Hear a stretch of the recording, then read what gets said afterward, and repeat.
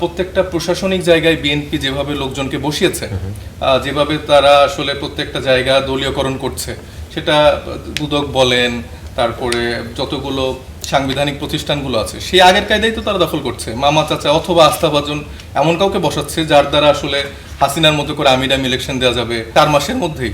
মানে খুব দ্রুত গতিতে মির্জা আলমের মতো স্মার্ট এবং দুরন্ত গতির যেসব পলিটিশিয়ানদেরকে মন্ত্রিসভাতে তারা এনেছেন, তারা তো সেটাকে ওভারকাম করে ফেলছে। মানে 17 বছরে তারা যে অ্যাচিভ করেছে, আমার মনে হয় 5 বছরে তারা তার থেকেও বেশি কিছু অ্যাচিভ করতে চায়। আপনারা দেখেন যে আসে কি না, তারপরে বলেন।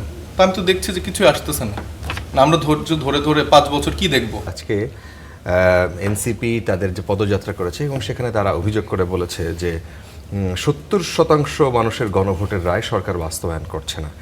বিএনপি স্পষ্ট বলেছে গণভোটের জুলাই সনদের বাইরে কিছু বিষয় যুক্ত করে তাদের সাথে প্রতারণা করা হয়েছে।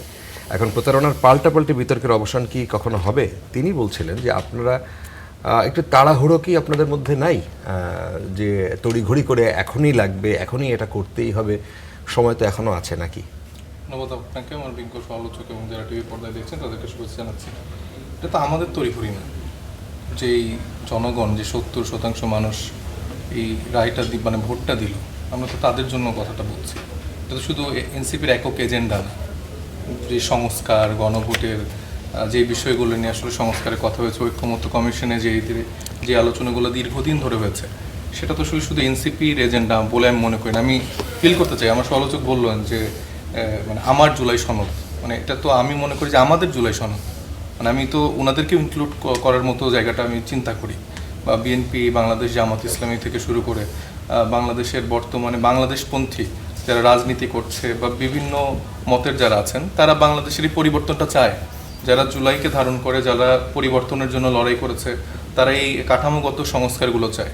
তো সেটা তড়িঘড়ি করার কিছু নেই। তারা তো ডে ওয়ান থেকে যে প্রসেসের মধ্যে যাওয়ার কথা, সেটাই তো তারা ওন করেনি, সেই ওতটা তারা নেয়নি। এবং পরবর্তীতে আমরা দেখেছি সংসদীয় অধিবেশনে যতগুলো অধ্যাদেশের জায়গাগুলো ছিল ইম্পর্টেন্ট, গুরুত্বপূর্ণ যে জায়গাগুলো ছিল, গুম বা মানবাধিকার কমিশনের যে অধ্যাদেশগুলো, সেগুলো কিন্তু কোনোভাবেই আর কি রাখা হয়নি। এবং নানাভাবে বলা হয়েছে আরও কঠিনভাবে ফিরে আনা হবে। আমি পরশুদিন সম্ভবত ড্রাফট দেখলাম, যেটা আসলে দুর্বলতার জায়গাটা আমি বলতে পারি যে আওয়ামী লীগ সরকারের মতোই অনেকটা করে ড্রাফটিং করা হচ্ছে। তো পরিবর্তন কোথায়? আমার সমালোচক এর আগে আমার একটা টকশোতে আমার মনে আছে যে বলেছিল যে আপনারা দেখেন যে আসে কি না, তারপরে বলেন। তা আমি তো দেখছি যে কিছু আসতেছে না। আমরা ধৈর্য ধরে ধরে 5 বছর কি দেখব? এখন ঘরেই হবে বিয়ে বাড়ির পোলাও, যদি থাকে আকিজ এসেনশিয়াল সুগন্ধি চিনি গুঁড়া চাল।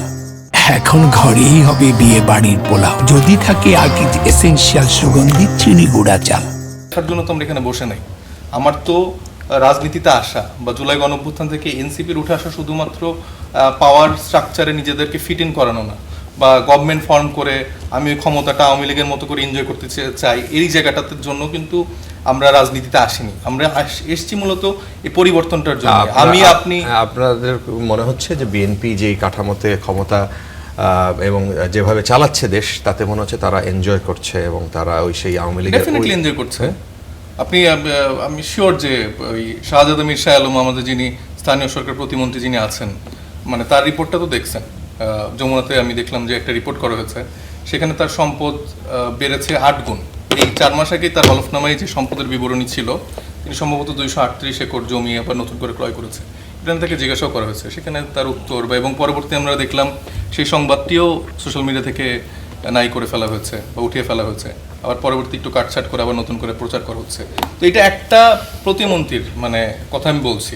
তো সেখানে প্রত্যেকটা প্রশাসনিক জায়গায় বিএনপি যেভাবে লোকজনকে বসিয়েছে, যেভাবে তারা আসলে প্রত্যেকটা জায়গা দলীয়করণ করছে, সেটা দুদক বলেন, তারপরে যতগুলো সাংবিধানিক প্রতিষ্ঠানগুলো আছে সেই আগের কায়দায় তো তারা দখল করছে। মামা চাচা অথবা আস্থাভাজন এমন কাউকে বসাচ্ছে যার দ্বারা আসলে হাসিনার মতো করে আমির ইলেকশন দেওয়া যাবে, অথবা হাসিনার মতো করে নিজের আস্থাভাজন লোককে দিয়ে নিজের দুর্নীতিগুলো পার পাইয়ে দেওয়া যাবে, হয়তো বা অন্য কাউকে হেনস্থ করার জন্য তারা ব্যবহার করতে পারবে। তো এটা তো অলরেডি মানে 4 মাসে আমরা দেখতে পাচ্ছি, যেটা 17 বছর ধরে আওয়ামী লীগ প্রতিষ্ঠিত করেছে। এবং একটা মানে পালাবদলের জায়গা যেখানে তৈরি হয়েছিল ইন্টারিম গভর্নমেন্টের সময়, সেখানে তো আমরা দেখছি আবার এই 4 মাসের মধ্যেই মানে খুব দ্রুত গতিতে মির্জা আলমের মতো স্মার্ট এবং দুরন্ত গতির যেসব পলিটিশিয়ানদেরকে মন্ত্রিসভাতে তারা এনেছেন, তারা তো সেটাকে ওভারকাম করে ফেলছে। মানে 17 বছরে তারা যে অ্যাচিভ করেছে, আমার মনে হয় যে 5 বছরে তারা তার থেকে বেশি কিছু অ্যাচিভ করতে চায়। তো এই অ্যাচিভ করার জন্য তো আমরা আসলে সবাই, মানে ইনক্লুডিং মানে আপনারা যারা আছি, কেউ তো আসলে জুলাই রেভলিউশনটা আসলে করিনি। তা এর সাথে কি এটা বলবে যে আপনি বলছেন যে আগের হাসিনার আমলের মতো এই মন্ত্রীরাও যা করছে সেটা মিডিয়ায় আসলো, হাসিনার আমলে এই ধরনের কোনো মিডিয়াতে ডিরেক্ট মন্ত্রীর বিরুদ্ধে গিয়ে কথা বলার এরকম কয়টা রিপোর্ট দেখা গেছে? সেটা তো খুব বেশি দেখা যায়নি, কিন্তু আমি যেটা বলছি যে বিএনপি সরকারের স্থায়িত্বকাল বা যতটুকু সময় আছে 4 মাস ধরে আছে, এবং যেই পরিক্রমা দিয়ে তারা ক্ষমতায় এসছে তারা এখনো ওই পাওয়ারফুল জায়গাটা এখনো হোল্ড করছে না। আচ্ছা। যে 5 বছরের কথা আমার সমালোচক বলছিলেন, 5 বছরের জায়গাটায় যেতে যেতে ওইটাও অ্যাচিভ করে ফেলবে।